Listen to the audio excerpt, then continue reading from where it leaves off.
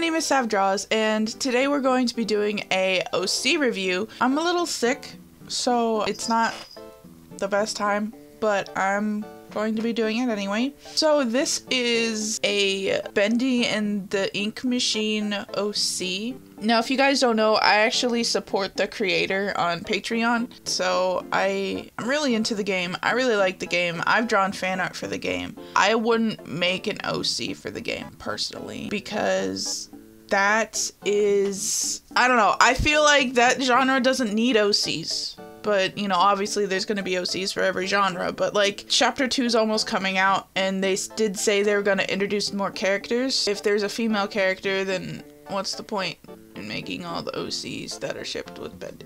Anyway, you know what I mean? Like, for example, there's Mickey and Minnie Mouse. I have a feeling Bendy's also going to have a female counterpart, but that's just me. So here's the OC. The first thing I can say right off the bat is that there is clothing on this character.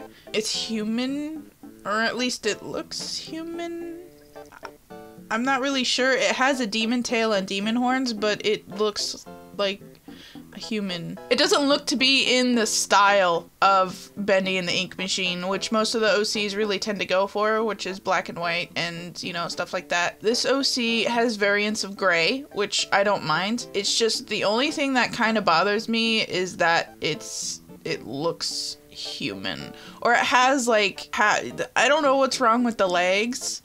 It might be like those animal legs you'd see on like furries or something, but overall it looks like a clothed human with no eyes and emo dripping black ink coming from its face.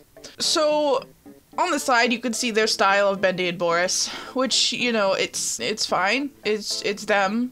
Ooh, hello. You know.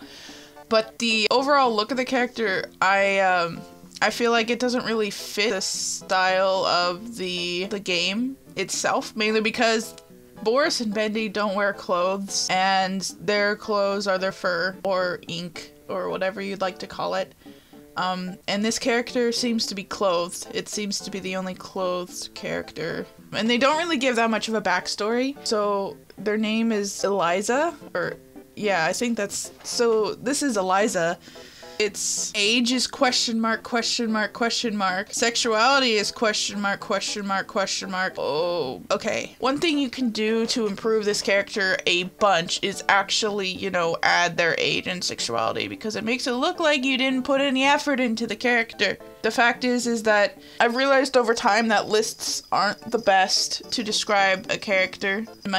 You might like need a paragraph to explain their backstory or them in general. It's a lot more descriptive than a character that just has a list. I'm sorry for the background noise. My fucking cats are messing around. The phone died. Great.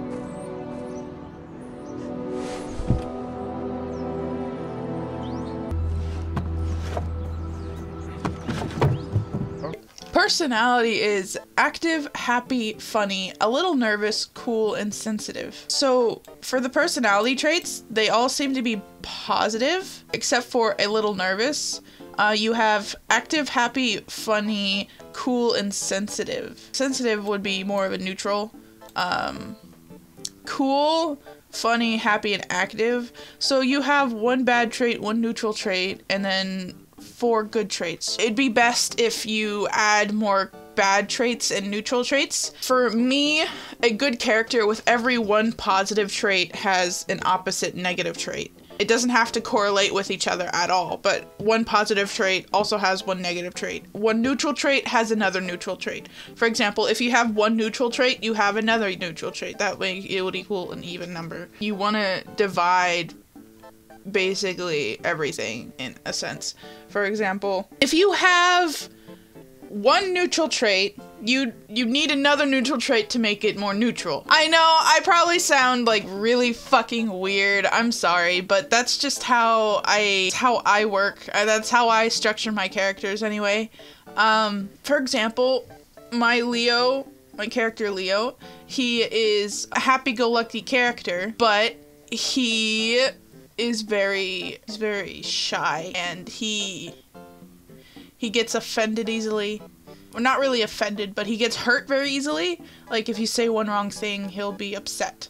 Another thing is that he loves to talk to people, but he's too shy to say the first thing. And it's a win-lose. You need to have one positive and one negative. That's basically all I'm saying. They like to play with Boris and Bendy, plushies, chocolate, and milkshakes. Okay. They like to play with Boris and Bendy.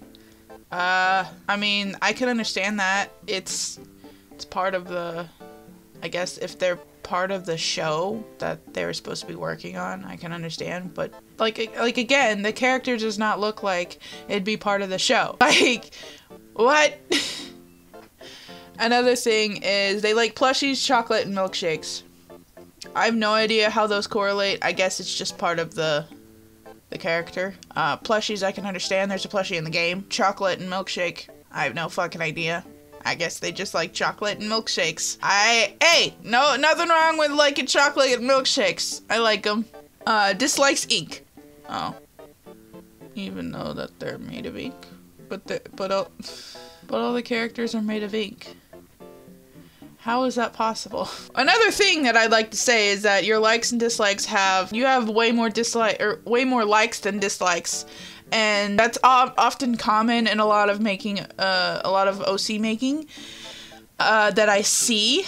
It'd be best if you make it to where they like and dislikes. The same as my personality traits that I've explained before. You have both likes and dislikes about the same. That way it's more of an equal character and not overpowered or underpowered.